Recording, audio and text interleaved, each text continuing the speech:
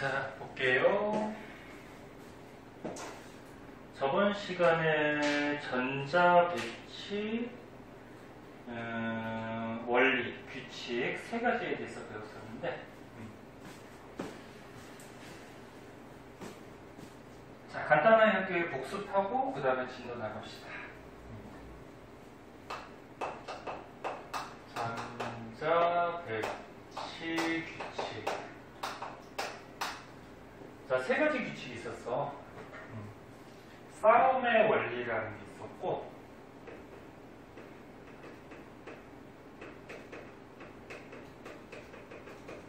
그 다음 두 번째 파울리 베타 원리.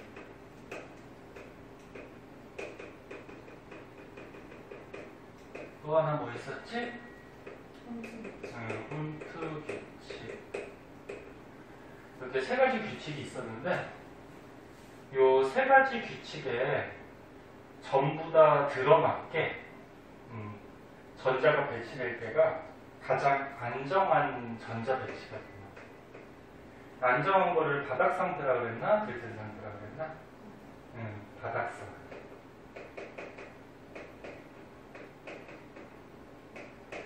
자, 그럼 싸움의 원리는 이 그림이 조금 복잡하게 나왔는데 이거 기억할 거예요. 첫 번째 껍질에 S 오비탈이 있고, 두 번째 껍질에 SP, 세 번째 껍질에 SPD, 네 번째 kop질에 SPDF. 이렇게 해서 오비탈의 종류가 한 종류씩 늘어난다 그랬어. 그때 수소를 빼고는, 수소 빼고 나머지 원소들은 오비탈에 전자가 있을 때 에너지가 순서가 이렇게 된다 그랬어요. 수소가 항상 특이해. 수소는 같은 껍질에 전자가 있을 때 에너지가 같다 그랬어요. 수소는. 그리고 수소 빼고 나머지는 에너지가 이렇게 된다. 문 좀 닫고 와. 밖에. 왜 늦었어? 페이스북 뭐. 왜? 자, 그래서 요 세 가지 원리 중에 싸움의 원리는 에너지가 작은 오비탈부터 전자가 차곡차곡 이렇게 쌓아지는 거가 있어요. 이게 이제 싸움의 원리였고, 그 다음에 파울리 베타 원리는 한 개 오비탈의 전자가 하나 또는 스핀 방향이 반대인 두 개까지 들어갈 수 있는데, 스핀 방향이 같은 방향인 전자는 들어갈 수 없다. 그리고 전자가 세 개도 들어갈 수 없다. 이게 이제 파울리 베타 원리였고, 87쪽. 그 다음 홈트 규칙은 에너지가 같은 오비탈이 있을 때는 가능하면 홀 전자가 많게 이렇게 들어가는 게 안정한 전자 배치다. 그런 규칙이었죠. 그래서 다시 한번 얘기하면 이 세 가지 규칙에 딱 들어맞는 그런 전자 배치가 안정한 바닥 상태가 돼요. 그럼 이 셋 중에서 하나라도 들어맞지 않으면은 전자 배치가 불안정이죠. 불안정한 거는 이제 들뜬 상태다. 그렇게 얘기하죠. 그거 예를 하나 들어봅시다. 이 밑에 있는 걸로 먼저 한번 보자. 질소가 있대요. 질소 저번 시간에도 한 것 같은데, 자, 질소가 원자 번호 7번. 그럼 양성자 7개에다가 전자도 7개. 그럼 얘가 전자 배치가 어떻게 돼? 1S에 2개 들어가고, 그 다음에 2S에 2개 들어가고, 그 다음에 2P에 몇 개? 3개 들어가면은 전자가 7개가 되죠. 얘를 3자 모형으로 한번 그려보자. 1S 오비탈에 스핀 방향이 반대인 전자 2개. 2S 오비탈에 스핀 방향이 반대인 전자 2개. 그 다음에 2P 오비탈은 배웠다시피 PX, PY, PZ 에너지 같은 공간이 3개가 있죠? 거기에 전자가 3개 들어갈 때 훈트 규칙에 따라서 가능하면 이렇게 홀전자가 많게 이렇게 들어가는 게 안정한 전자 배치. 그래서 얘 같은 경우에는 지금 3가지 원리를 전부 다 만족하니까 얘가 안정한 바닥 상태가 돼요. 그러면 이런 건 어떻게 되나 보자.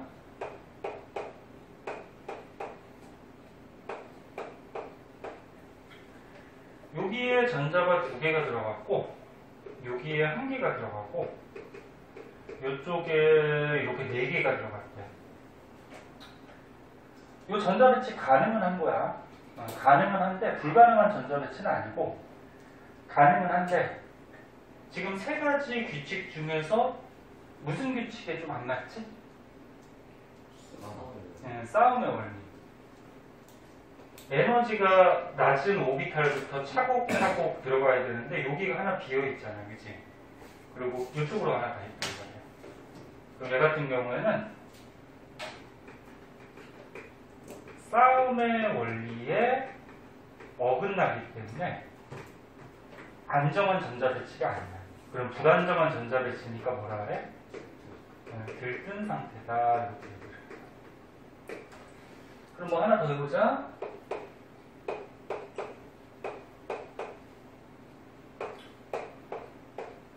자, 여기에 1S에 2개, 2S에 2개, 2P에 3개가 들어갔어. 얘도 불안정한 들뜬 상태거든.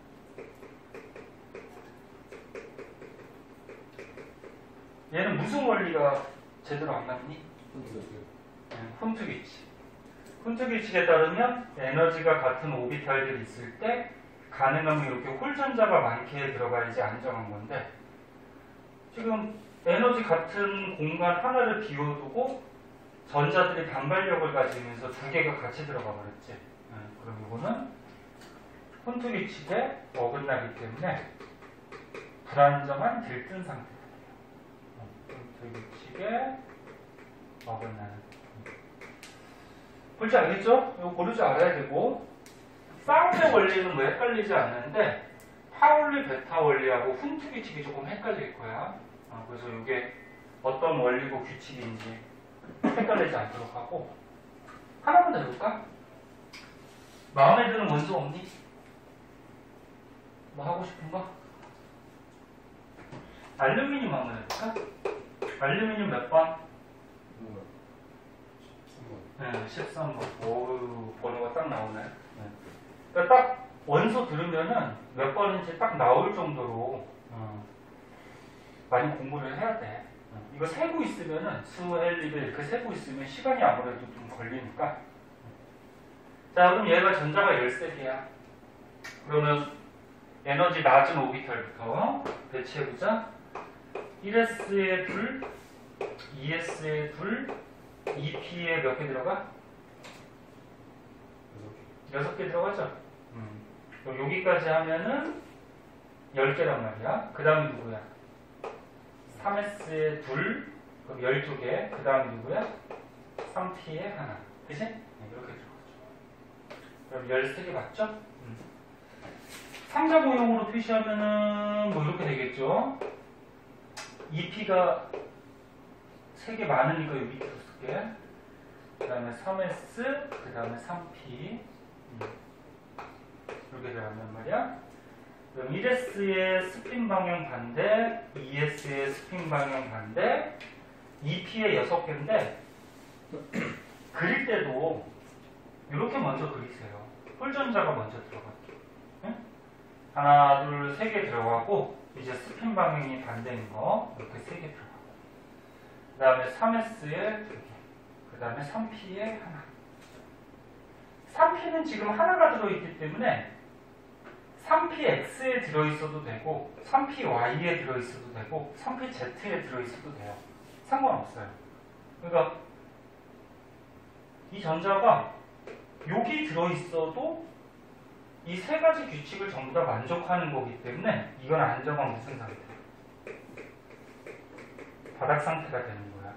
그러니까 얘는 에너지가 같은 오비탈이기 때문에 하나가 여기 있거나 여기 있거나 상관은 없어요. 여기 있어도 상관은 없고. 무슨 말인지 알겠니? 자, 그래서 전자 배치에 대해서 저번 시간, 이번 시간 좀 알아봤고요.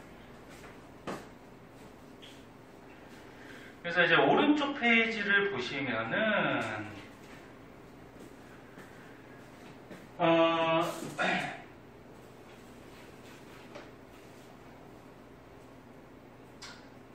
원자 번호에 따라서 이 전자 배치를 이렇게 표시해 놨는데 이거는 외우는 거 아니죠? 네. 원자 번호만 너네가 알고 있으면은 전자 배치 이거 할 수 있을 거야. 그래서 이거는 할 수 있어야 되는데 그 밑에 보면 이제 원자과 전자라고 나와요. 자, 얘는 또 먼저 한번 보자. 통합과학 때 좀 잘 배웠던 사람은 뭐 원자과 전자, 이온, 양이온, 음이온 이런 것도 좀 쉬울 텐데.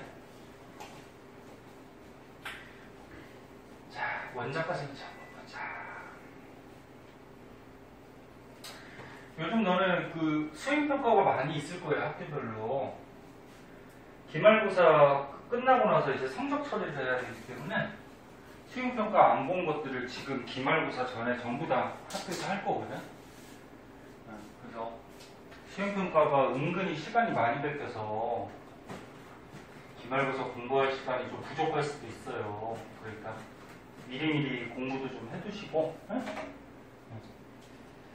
자, 원자과 전자 하기 전에 얘네 옥텟 규칙이라고 배웠어요. 옥텟 규칙이 뭐였어?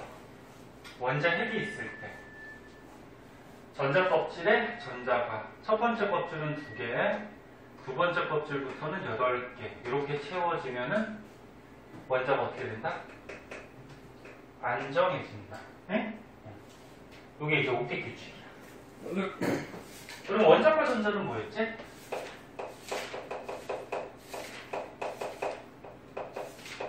원자과 전자는 옥텟 규칙에 따라서 288 들어가고 남는 전자를 원자과 전자라고 해. 남는 거. 자, 그럼 뭐 예를 하나 들어보자. 뭐 산소 한번 해볼까? 자, 산소가 있대요. 8번이야. 그러면 전자가 1s에 2개, 2s에 2개, 2p에 몇 개 들어가니? 2p에 몇 개 들어가? 4개. 이렇게 들어가죠? 그래서 8개. 됐나? 할 때 모르겠으면 질문해. 창피한 거 아니야. 처음 배우는 건데. 자, 그럼 이 산소의 원자과 전자는 몇 개일까? 응? 6개가 되죠. 시험 볼 때 맨 끝에 있는 것만 딱 보고 원자과 전자 4개 이렇게 쓰면 틀려. 원자과 전자는 다시 한번 얘기하면은 288 들어가고 남는 거거든. 그럼 지금 여기가 주양자수 1, 첫 번째 껍질이라는 거야. 그럼 첫 번째 껍질에 전자가 몇 개 있어? 2개. 요 원자핵이 있고, 그 다음에 요거 주양자수 2, 여기까지가 두 번째 껍질이죠. 그러니까 두 번째 껍질에 s오비탈, p오비탈 이렇게 있죠. 그럼 두 번째 껍질에 몇 개? 6개. 이렇게 되는 거지. 그 옥텟 규칙에 따라서 2 들어가고 남는 거. 근데 왜 얘기를 없었지? 2 들어가고 남는 거. 그래서 원자과 전자 몇 개? 6개가 되는 거죠. 이렇게. 그래서 너네 잘하는 학생도 문제 빨리 풀다가 맨 끝에 것만 보고 4개 이렇게 쓰는 사람 있어요. 조심해야 돼. 뭐 하나만 더 해볼까? 뭐를 해볼까? 뭐 하고 싶은 거 없니? 염수 한번 해볼까? 보자. 염수가 17번이에요. 그럼 전자 배치 이제 할 수 있을 거야. 1s에 2, 2s에 2, 2p에 6, 그 다음 누구? 3s에 2, 그럼 여기까지 하면 12개야. 그 다음에 3p에 몇 개? 5개. 하면은 17개 됐죠. 그럼 얘는 원자과 전자 몇 개니? 7개가 되죠. 5개가 아니야. 그래서 다시 한번 보면 첫 번째 껍질에 2개, 양성자는 17개죠. 그 다음 여기가 두 번째 껍질이죠. 두 번째 껍질에 8개. 그 다음 요게 세 번째 껍질이야. 주양자수 3. 세 번째 껍질에 7개. 그래서 2, 8 차고 남는 거. 원자력 선자. 하나만 더 해봅시다. 네온이 있어요. 어이, 왜 이래. 10번. 10번이야. 그러면은 1S에 2, 2S에 2, 2P에 6. 이렇게 들어가면 되거든. 그럼 얘는 원자과 전자 몇 개일까? 내용은 안 좋아하는 거죠, 이거는. 그러니까.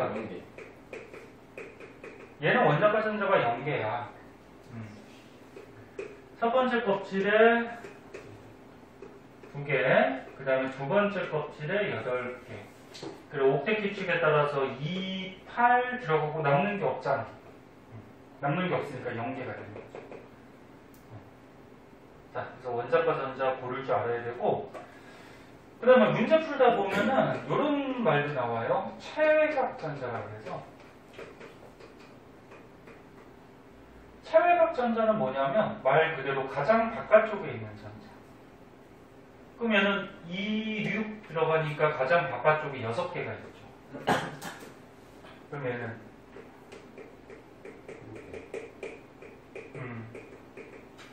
2, 8, 7 가장 바깥쪽에 7개가 있죠.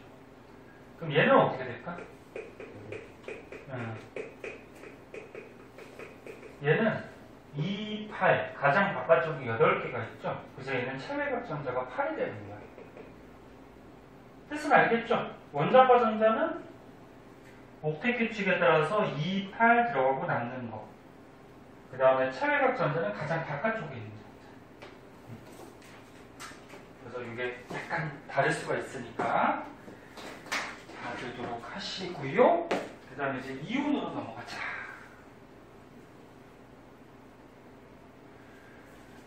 자, 밑에 보면 이제 이온이 나와요.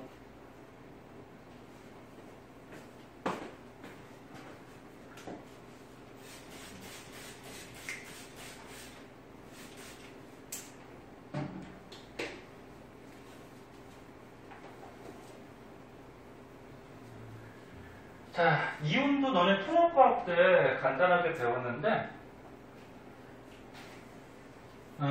보통 물에 녹아서 수용액 상태에서 이온으로 존재를 하거든. 물에 녹아서 수용액 상태일 때.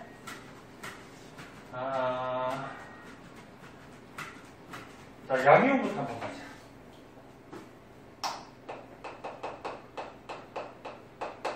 자, 양이온은 너네 원소 중에 금속, 비금속이 있을 때 무슨 원소가 이온될 때 양이온 됐었니? 금속. 모르는 사람은 잘 보시고. 금속 원소들이 이온이 될 때 양이온이 돼요. 그런데 특이한 놈. 수소는 비금속인데 얘가 양이온이 돼요. 이거 항상 수소를 주의해야 돼, 수소. 수소가 몇 번? 1번. 그럼 전자가 하나란 말이야. 그러면 첫 번째 껍질에 전자가 하나가 있는데 첫 번째 껍질에 전자가 2개가 돼야지 안정해지잖아. 그러면 첫 번째 껍질에 전자가 하나가 있어. 그럼 얘가 안정해지려면 하나를 얻는 방법이 있고 또 하나를 어떻게 버리는 방법이 있는데 얻는 게 편할까 버리는 게 편할까? 뭐가 편할까? 버리는 게 편해요. 얻으려면은 외부에서 얘를 끌고 와야 되는데 그러니까 뭐 이런 비유는 좀 그렇지만 하나를 가져오려면 아쉬운 소리를 해야 돼 얘한테. 그 외부에서 하나를 가져오기는 좀 힘들어요. 그래서 지가 갖고 있던 걸 하나 버려버림으로써 지가 안정화가 되는 거야. 그래서 얘는 하나 버려서 전자 버렸으니까 양성자 하나 있으니까 1 플러스 되겠죠. 그래서 얘 수소는 비금속인데도 1 플러스 양이온 되려면 성질이 좀 있어요. 자, 그럼 뭐 책에 나온 것 중에 하나만 해볼까? 마그네슘 한번 해볼까? 자, 마그네슘 12번. 이제 다 할 줄 아니까 빨리 쓸게요. 전자배치 이렇게 되겠다. 그치? 12개. 그러면 옥텟 규칙에 따라서 첫 번째 껍질에 2개, 두 번째 껍질에 8개, 세 번째 껍질에 2개가 있으니까 원자과 전자 몇 개? 2개가 되죠. 그럼 여기에 8개가 차야지 안정하니까 6개를 받거나 또는 2개 버리고 누가 더 편한 건가? 버리는 게 편하죠? 6개 받는 거다. 그치? 그래서 2개를 버리면 어떻게 돼요? 1S에 2, 2S에 2, 2P에 6 이렇게 되면서 첫 번째 껍질에 2, 두 번째 껍질에 8 이렇게 전자 배치를 이루고 12번이고요. 그럼 양성자가 몇 개? 12개. 근데 전자가 이제 10개밖에 안 남았어? 그럼 플러스가 2개 세니까 플러스가 2개 세다는 의미로 오른쪽 위에다가 이렇게 2 플러스 써주면 양이행 되는 거죠. 맞니? 어려운 거 아닐 거야. 다 알고 있을 거야. 그래서 이온이 되는 이유는 이렇게 옥텟 규칙에 맞춰서 안정해지려. 이온이 되는 이유. 자, 음이온 한번 보자. 자, 음이온 중에 뭐 책에 있는 걸로 한번 해볼까? 뭐 산소 해볼까? 8번. 1S2, 2S2, 2P에 4개. 자, 그럼 얘는 첫 번째 껍질에 2, 두 번째 껍질에 6. 그럼 원자과 전자가 6개네? 그럼 6개 버리는 게 편하니 2개 얻는 게 편하니? 없는 거예요. 얘는 얻는 게 편하죠? 그래서 얻어서 1S2, 2S2, 2P에 6개가 되면서 첫 번째 껍질에 2, 두 번째 껍질에 8 이렇게 해서 옥텟 규칙에 맞춰서 안정화가 되는 거죠. 그럼 8번이니까 양성자 8개니까 거기에 전자가 10개 돼버렸으니까 마이너스가 어떻게 돼? 2 마이너스. 2개 쓰시면서 2 마이너스 이렇게 되는 거죠. 그리고 아까 얘기했듯이 음이온은 비금속들이 이온될 때 음이온이 돼요. 비금속들. 누구만 빼고? 수소만 빼고. 수소는 비금속이야. 자, 그래서 이온의 전자 배치 할 수 있을 거고요. 자, 그럼 이제 뒷장으로 넘어가면은 요거에 딸린 문제들이 나오는데 마찬가지 숙제도 하고 모르는 거는 물어보도록 하고. 그럼 지금 보면 단원이 끝나가지고 숙제가 많을 거예요. 어디까지냐? 쭉쭉쭉쭉 해가지고 중단원까지 끝나서 111쪽까지. 선생님 얘기했듯이 앞에서 배운 거 있으면은 뒤에 것까지 미리미리 풀어주세요. 배운 것들은. 그래야지 이렇게 한꺼번에 숙제가 많아질 때가 있으니까. 자, 111조까지 숙제로 좀 해오시고. 자, 넘어가서 이제 주기율표로 가보자. 113조. 주기율표.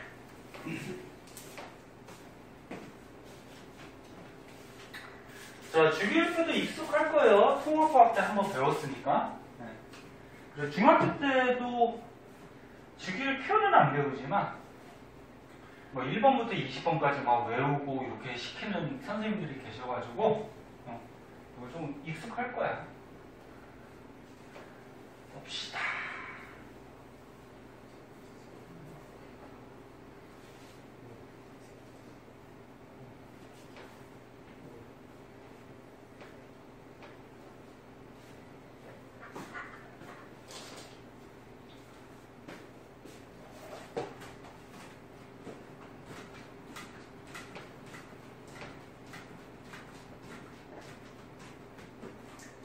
자, 주기율이라는 게 있는데, 주기율. 요거 뜻을 잘 모르는 사람들이 있더라고. 봐봐. 좀 집중해서 봐. 좀만 더 하고 시게. 주기율은 어떤 기준에 따라서 원소들을 배열을 해요. 원소들을 배열하다 보면은 일정한 간격으로 성질이 비슷한 원소들이 나타나거든. 이런 성질을 주기율이라고 해. 다시 한번 얘기하면 어떤 기준에 따라서 원소들을 배열했을 때 일정한 간격으로 성질 비슷한 원소가 나타나는 현상. 이걸 주기율이라고 해. 하고 너네 현재 사용하는 주기율표는 누가 제한한 거 사용하고 있지? 현재 사용하는 거? 얘네 오른쪽 페이지에 주기율표 있잖아. 그거 누가 제한한 거니? 모듈리. 네, 모듈리.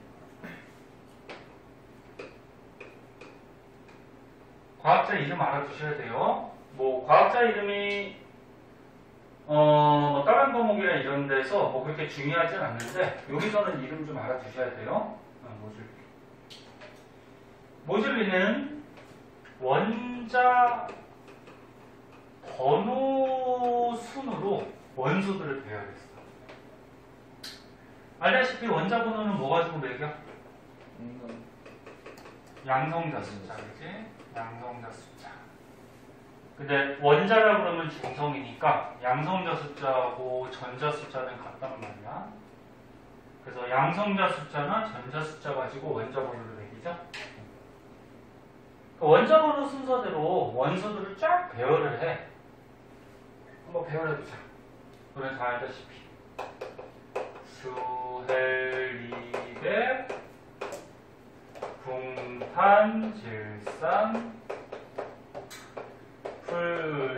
풀레나마 왈규 임항 이렇게 나가지. 이게 양성자 수 원자 번호 순서대로 배열한 거야. 원소들 이렇게 배열을 했더니 일정한 간격 8번째 간격으로 성질이 비슷한 게 나타나요. 그래서 니네 요거 헬륨하고 화학과학 때 배웠잖아. 성질이 비슷한 애가 누가 있어? 네온이 있죠. 헬륨, 네온, 그 다음에 아르곤. 그럼 얘네들을 보면 몇 번째 간격이 있냐면 하나, 둘, 셋, 넷, 다섯, 일곱, 8번째. 네? 그 다음에 아르곤도 8번째야. 그 다음에 리튬하고요. 나트륨, 그 다음에 칼륨, 얘네들도 성질이 비슷하거든? 이것도 8번째. 뭐 이런 식으로. 원소들을 배열했을 때 일정한 간격으로 성질이 비슷한 게 나타나는 현상을 주기율이라고 해. 네? 그럼 얘를 표로 만들어 놓은 게 주기율표. 네? 다 이해됐어? 성이 됐어? 윤희는? 자, 그래서 이거는 현재 사용하는 모듈리가 제안한 거고, 과거에 과학자들이 이런 주기율을 알아내기 위해서 많은 연구들을 했어요. 그래서 이게 시대 순서대로인데, 시대는 외울 필요 없고, 맨 처음에 데베라이너라는 과학자가 있어요.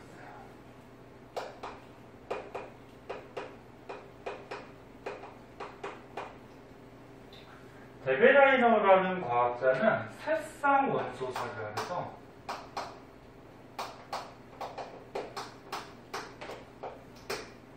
새쌍 원소설이 뭐냐면 성질이 비슷한 원소를 3개씩 묶었어요. 성질이 비슷한 거 3개씩. 그러니까 주기율을 발견하지는 못했어. 주기율은 뭐 일정한 간격으로 성질이 비슷하게 나타나는 거잖아. 근데 얘는 성질 비슷한 걸 그냥 3개씩 묶기만 했어요. 3개를. 그래서 뭐 대표적으로 시험에 잘 나오는 게 뭐 리튬, 그 다음에 나트륨, 칼륨. 얘네들 너네 통합과학에서 배웠듯이 리튬, 나트륨, 칼륨 좀 이따 주기율표 배웠을 때 1쪽에 있는 무슨 금속? 알칼리 금속이야, 알칼리. 그래서 통합과학 때 알칼리 금속은 뭐 반응성이 큰 금속이라서 뭐 물하고 산소하고 반응도 잘하고 뭐 이런 것들 배운 거 있을 거야. 얘가 성질이 비슷해. 그래서 에베라이너는 이렇게 성질 비슷한 원소를 이렇게 3개씩 묶은 사람이고, 여기서 좀 알아둘 거는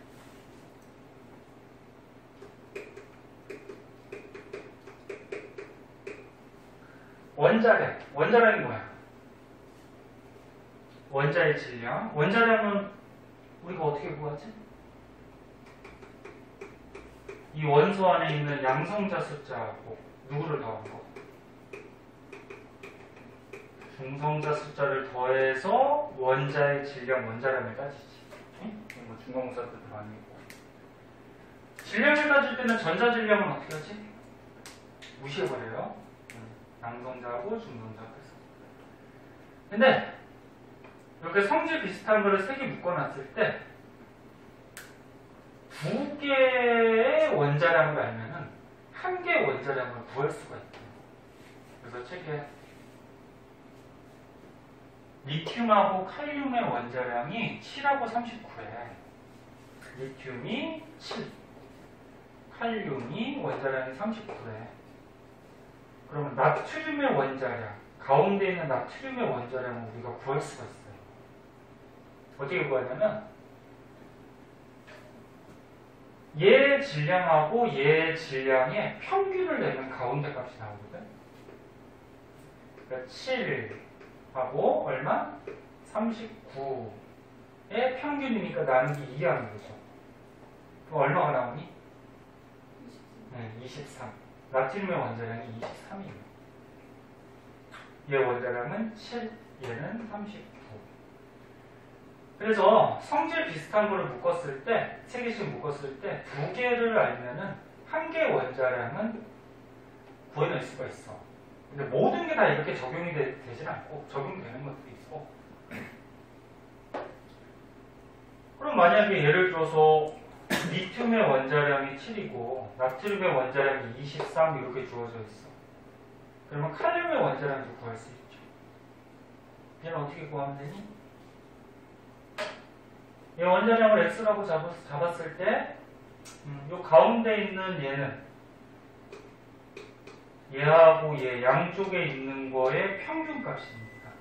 이게 얼마라는 거야?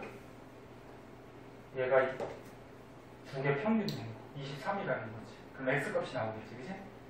그래서 이렇게 x 값을 또 구해낼 수가 있어. 자, 그래서 요거 할 줄 알아야 되고.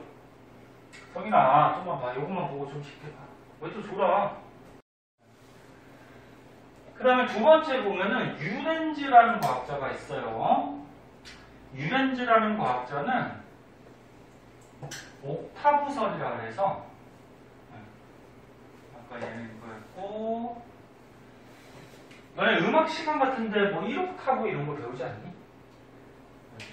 옥타브가 음악 시간에 이런 거잖아. 도부터 도까지. 도, 레, 미, 파, 솔, 라, 시, 도 여기까지. 그게 1옥타브지.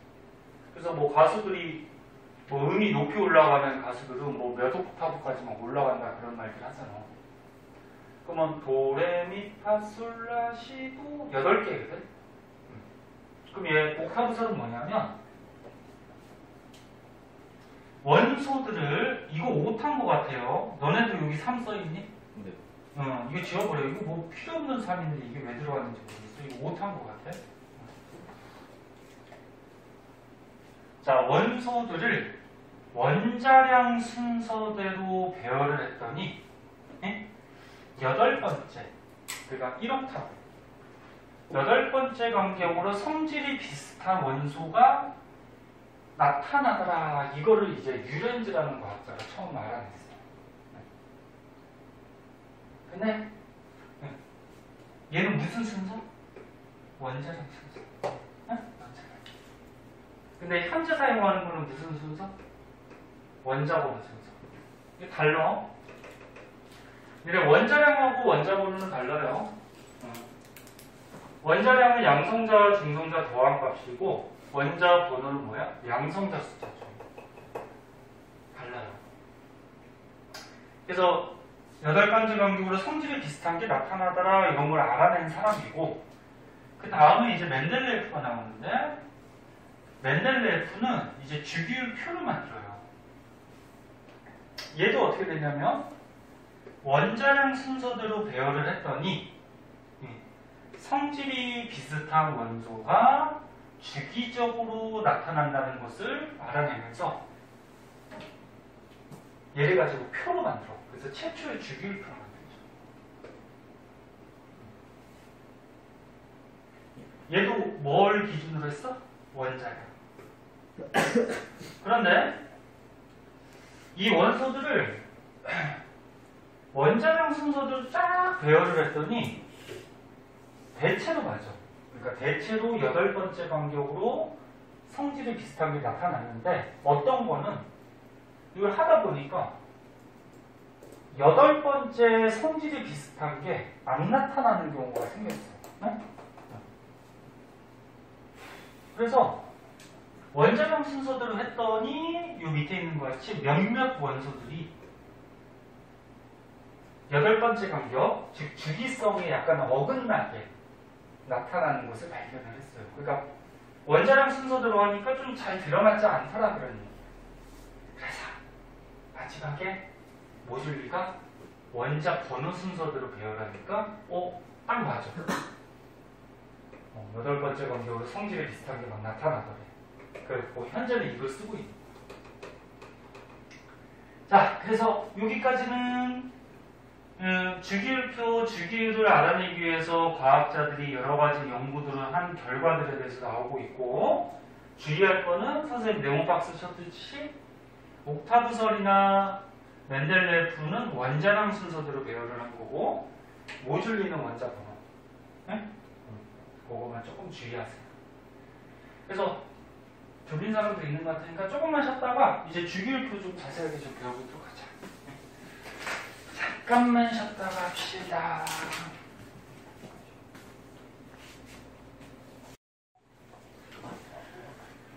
자, 주기율표는 너네 화학에서 가장 기본이라서 여기에서 우리가 알아둬야 하는 사실들이 많이 있어요. 한번 보자.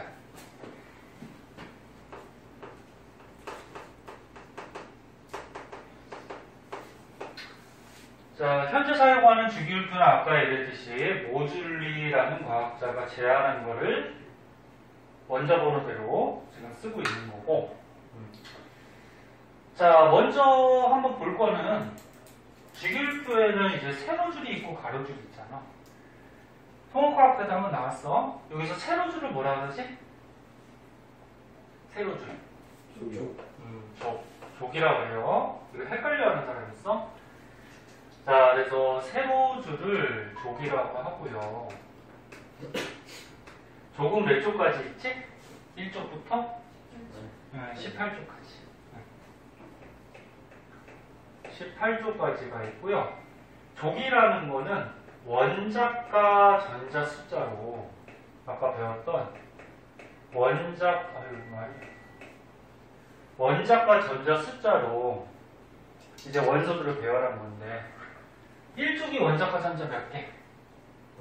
1개. 2족은? 2개. 그럼 13족은? 13개가 아니고 몇 개지? 원자과 전자?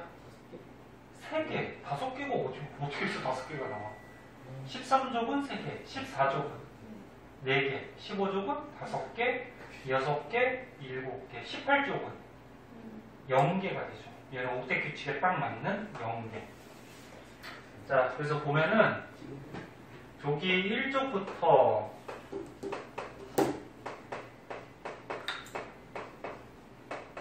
18쪽까지 이렇게 있거든? 그래서 원자과 전자 숫자 가지고 매기는 건데, 주의할 거는 13족은 13개가 아니야. 3개야. 그리고 선생님이 여기 3족부터 12족까지는 빼놨잖아. 빼놓은 이유는 얘네가 원자 번호 20번까지만 알면 되잖아. 20번까지를 보면은 요 3족부터 12족이 없어요. 그래서 3족부터 12족은 시험에 나오지도 않아. 그래서 시험에 나오는 표도 이렇게 나올 거야. 3부터 10까지는 빼고. 여기 세로줄. 근데 원자과 전자 숫자가 같으면 이 원소들의 성질이 어떻게 되지? 비슷해져. 성질이 같다 그러면 안 돼. 만약에 서술형 같은 거 쓸 때. 원소 종류가 다른데 성질이 같을 수는 없잖아. 그치? 그래서 비슷하다는 얘기죠. 그래서 다시 한번 얘기하면 같은 세로줄에 있는 즉 원자과 전자 숫자가 같은 원소들은 성질이 비슷해요. 그 다음에 가로줄은 뭐라 그러니? 주기. 네? 가로줄. 이렇게 가로줄. 가로줄 주기는 뭐 가지고 매기죠? 전자 껍질수. 그래서 주기는 1주기부터 몇 주기까지? 네, 7주기까지 있어요. 7주기까지 있고 전자 껍질수를 가지고 주기를 매기고 어떤 애들은 선생님 여기 밑에 있는 난타문족하고 악티늄족 얘네들은 뭐예요? 얘 8주기, 9주기 아니에요? 이거 아니야? 이 뭐야? 이 난타문족은 여기 써있을 거야. 여기에 들어가는 거야. 그러니까 이 자리에 이 원소들이 들어가야 되거든. 근데 이 자리에 이 많은 원소들을 넣다 보면은 주기율표가 어떻게 돼? 너무 길어져. 응? 그래서 얘를 이렇게 따로 뺏어 쓰는 거야. 악티늄족도 마찬가지죠. 그래서 주기는 7주기까지 있어요. 자, 1번부터 20번까지 한번 배치해보자. 이거 할 줄 알아야 돼. 수, 헬, 맨 끝으로 가죠. 그 다음부터는 이제 어떻게 하면 돼? 차곡차곡 넣으면 돼요. 수, 헬, 미배, 붕탄, 질산, 풀네, 남아, 그 다음에 알규, 임황, 염화, 칼칼에서 20번까지. 이거 배치할 줄 알아야 돼. 자, 우리가 오비탈 배웠으니까 오비탈까지 한번 써보자. 선생님, 요거 다시 그리지 않아도 할 수 있을까 보자. 첫 번째 껍질에 S오비탈인데 얘가 전자가 하나니까 여기 하나 들어가죠? 그 다음 헬륨은 어떻게 돼? 첫 번째 껍질에 S오비탈에 2개가 들어가고 리튬은 1S 둘 들어가고 그 다음에 뭐지? 2S에 하나가 들어가죠. 베릴륨은 1S 둘, 그 다음 어떻게 돼? 2S에 둘. 앞에 거는 생략하는 거야. 궁소는 1S 둘 들어가고 2S 둘 들어가고 2P에 하나 들어가죠. 얘는 1S 둘, 2S 둘, 2P에 둘. 무슨 말인지 알겠죠? 지금 오비탈 배치하는 거예요? 그럼 얘는 어떻게 돼? 2P에 셋, 2P에 넷, 2P 다섯, 2P 여섯. 그럼 나트륨은 어떻게 돼? 1S 둘, 2S 둘, 2P에 여섯, 그 다음 뭐야? 3S 오비탈에 하나. 그럼 얘는 3S에 둘, 그 다음에 3S 다음에 뭐지? 3P에 하나, 둘,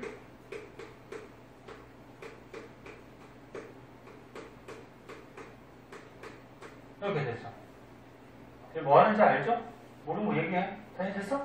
응. 그 다음 뭐야? 3P 다음이 뭐야? 3D가 아니라 그랬어. 4S가 에너지가 더 낮다 그랬죠?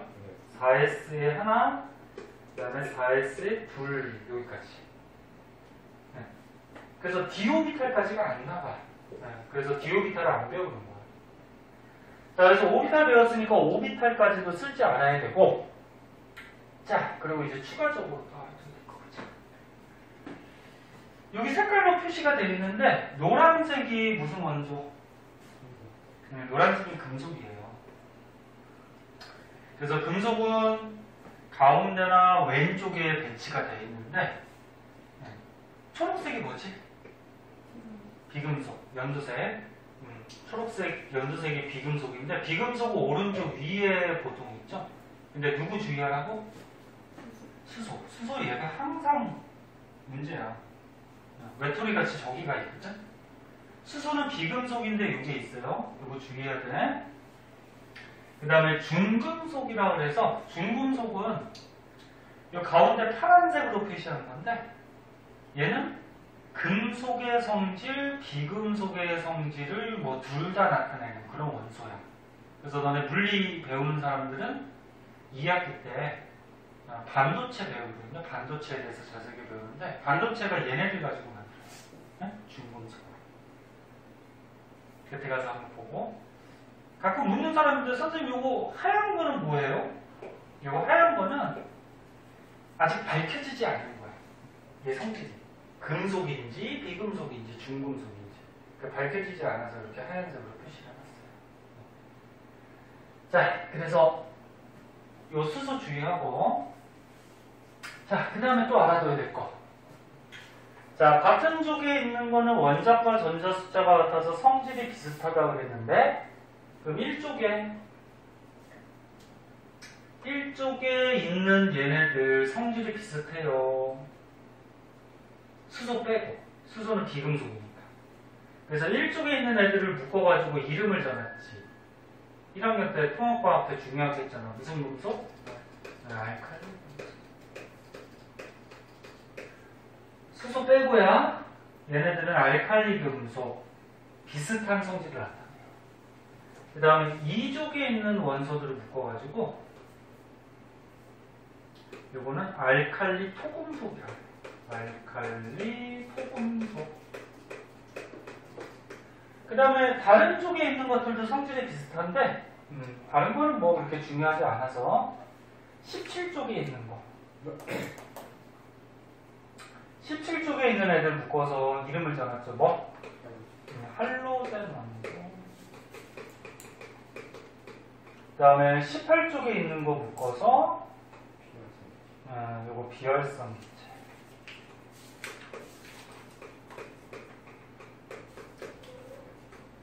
이렇게.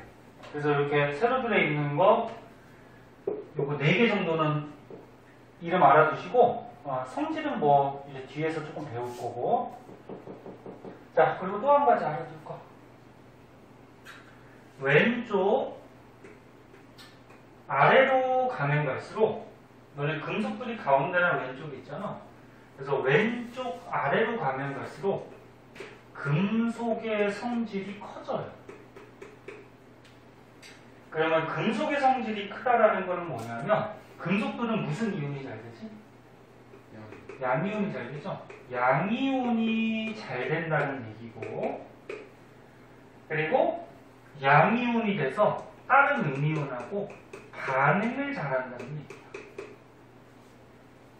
이거 알아두셔야 돼요. 그래서 왼쪽 아래로 갈수록 반응성이 커지더라. 그래서 그냥 금속 중에 가장 왼쪽에 있는 거 요거죠. 알칼리 금속. 그래서 알칼리 금속이 금속 중에 반응성이 어때? 제일 큰 거야. 다른 거랑 반응을 잘해.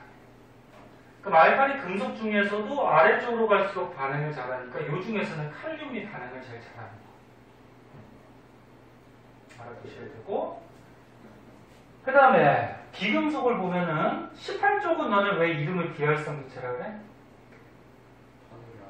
반응을 안 하죠? 활발히 반응하는 성질이 없다라는 거죠. 얘는 반응을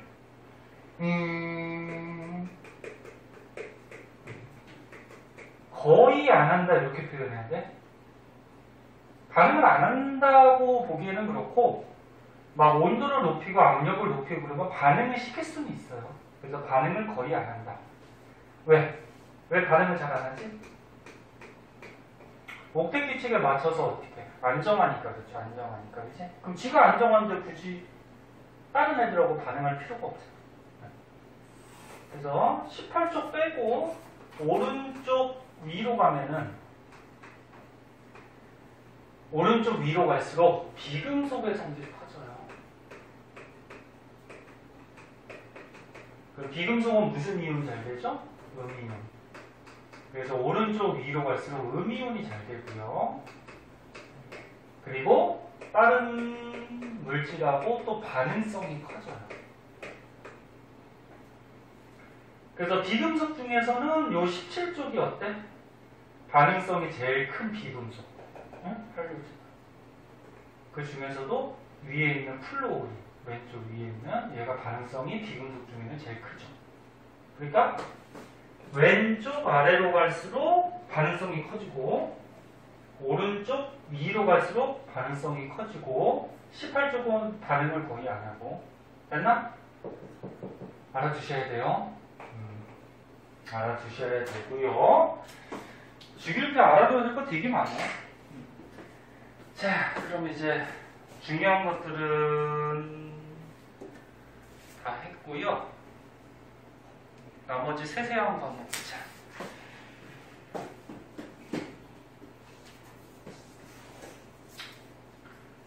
자, 거기 밑에 있는 거는 전자 껍질에 전자 배치해 놓은 거야.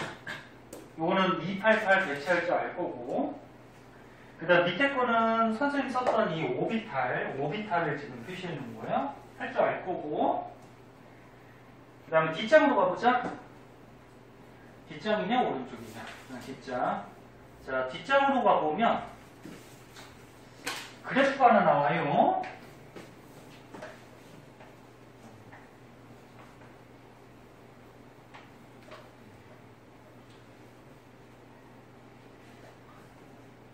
자, 그래프가 하나 나오는데 지금 X축이 원자 번호고 Y축이 원자과 전자수. 다 했어, 다. 이 페이지까지 정리해. 빨리 끝내자. 그래서 원자과 전자를 따져보니까 원자과 전자가 수소는 하나, 헬륨은 1개 따질 줄 알죠? 근데 원자과 전자가 이렇게 주기적으로 이렇게 나타나요. 응?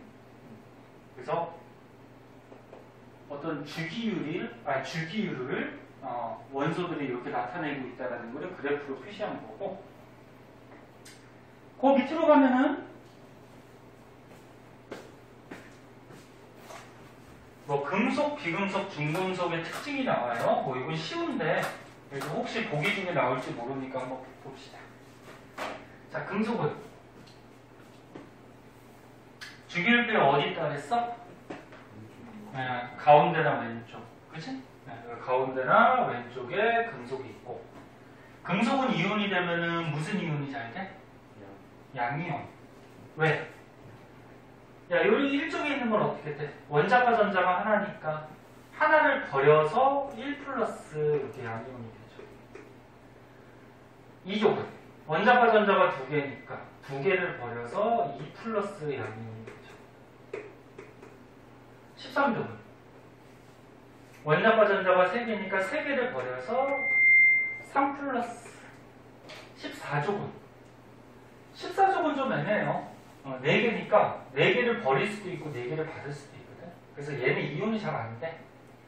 근데 굳이 이온이 되면은 버리는 게 편하다고 그랬죠. 얻는 것보다. 15쪽은 원자과 전자가 5개니까 어떻게 돼? 5개 버리는 것보다 3개 얻는 게 편하고, 얘는 원자과 전자 6개니까 2개 얻는 게 편하고, 얘는 7개니까 1개 얻는 게 편하고, 얘는 옥텟 규칙에 맞으니까 안정해서 이온이 잘 안 되고. 그치? 네, 할 수 있겠죠. 그래서 금속은 양이온이 잘 되고요. 금속은 고체야. 근데 액체 금속이 하나 있어요. 누구? 수. 수는 금속은 금속인데 그냥 상온에서 실온에서 유일하게 액체. 그 다음에 금속이니까 열과 전기가 어때? 잘 통하겠죠. 그 다음에 이제 비금속. 비금속은 오른쪽에 보통 있죠? 이쪽에. 이쪽에 있는데 누구는 제외? 수소는 왼쪽. 그 다음에 비금속은 음이온이 잘 된다 그랬고, 단 18쪽은 이온이 잘 안 되고. 그래서 과학이 짜증나는 게 막 예외들이 막 있어가지고. 그 다음에 비금속은 기체나 고체인데 비금속 중에 액체가 또 하나 있어요. 브로민. 금속 중에 액체는 누구? 수은. 비금속 중에 액체는 브로민. 그리고 비금속이니까 열 전기가 잘 안 통해요. 근데 또 이것도 예외가 있어. 흑연. 흑연은 또 전기가 잘 통해. 흑연이 너네 연필심, 샤프심인데 얘가 무슨 원소로 돼 있지? 탄소로 돼 있죠. 얘는 또 전기가 잘 통해. 자, 그 다음 중금속. 자, 중금속은 아까 얘기했듯이 금속하고 비금속의 성질을 여기 있는 것 같이 금속과 비금속의 성질을 둘 다 갖거나 또는 중간적인 성질을 갖고 있는 거야. 금속, 비금속. 네. 그래서 중금속은 화학에서는 잘 안 나오고 물리할 때 반도체를 얘 가지고 만들기 때문에 반도체 같은 데서 좀 나와요. 네. 자, 이거 참고삼아 한번 보시고 참고삼아 보라는 거는 뭐 시험에 그닥 잘 나오지는 않는데 나올 수는 있으니까. 자, 그 다음 밑에. 자, 밑에 요 표는 선생님이 아까 좀 여기다 다 설명을 했어요. 요거에 대한 거 여기 써 있는 거야. 한번 읽어보고. 마지막으로 동족 원소라고 있어요. 동족 원소.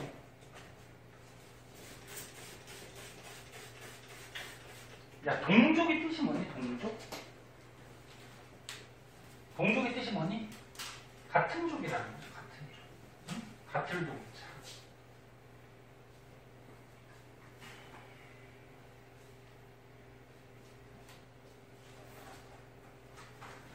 자, 요거는 뭐 간단하게 보고 넘어갈 수 있는 거라서 필기 안 할게요. 그냥 책으로 보세요.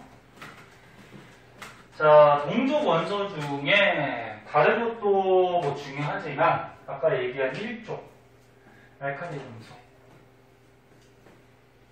그 다음에 2족 알칼리 토금속, 그 다음에 17족 할로젠 원소, 18족 비활성 기체. 그중에서 이 알칼리 토금속은 뭐 그렇게 중요하진 않아요. 이거는. 자, 그러면 책을 한번 보세요. 자, 알칼리 금속은 위에서부터 어떻게 돼? 리튬, 나트륨, 칼륨. 요 위에서부터 좀 알아두셔야 돼요. 이거 하도 잘 나와서.